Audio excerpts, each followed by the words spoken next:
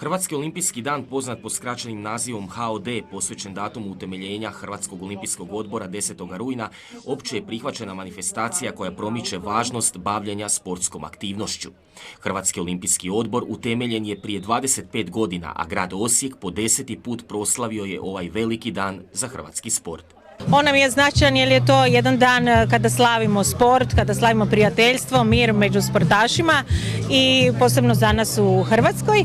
A ovdje smo se okupili, nas oko 800 do 1000 ima rekreativaca i sportaša koji su došli ovdje pokazati šta oni to cijele godine rade. U organizaciji sa sportskim objektima ovim je danom i počeo Europski tjedan sporta u Osijeku, a Gradski savez za sport i rekreaciju tehnički je organizator proslave Olimpijskog dana. Na srednjoškolskom igralištu, dakle, okupilo se tijekom dana i više od 1000 sportaša i rekreativaca koji su pokazali čime se bave i na taj način prenijeli duh olimpizma i prijateljstva sa ostalim kolegama sportašima. Što danas predstavljate? Koji se danas dan obilježava?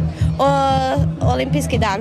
Tako je. Što znači to, evo, za tebe olimpijada, olimpijski sport? Pa sportovi, društvo, zabava, natjecanja.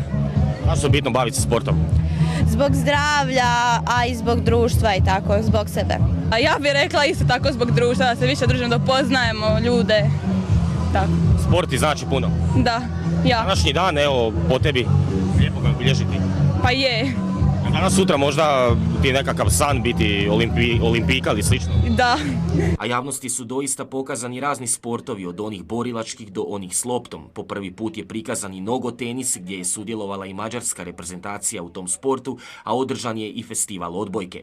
Neki klubovi čak i ne egzistiraju dugo u Osijeku, poput mačevanja, a neki pak imaju bogatu tradiciju dobrih rezultata poput tekvandoa. Mi smo izraziti dvoranski sport i bilo je potrebno doći. Evo vidite, ako pogledate, ljudi su u odjeći koja je od kevlara, posebnog materijala i sunce je bijelo, ali njima je vruće. Jel? Mi ćemo se sad povući u naš klub i građanima ćemo pokazati kako to mačevanje izgleda izravno, u boljim uvjetima. Jel? Moći će građani probati kako izgleda mač i vidit ćemo i nekoga i obući i tako. Nastavimo gdje god imamo financijsku mogućnost otići, odemo.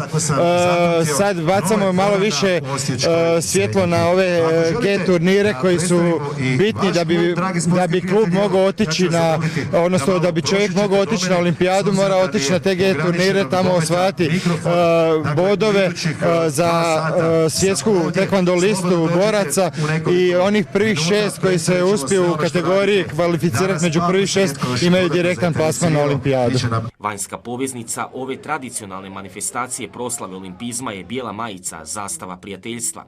Zajednica sportskih udruga grada Osijeka i športska zajednica Osječko-baranjske županije organizirali su i tradicionalnu promociju novog izdanja sportskog godišnjaka.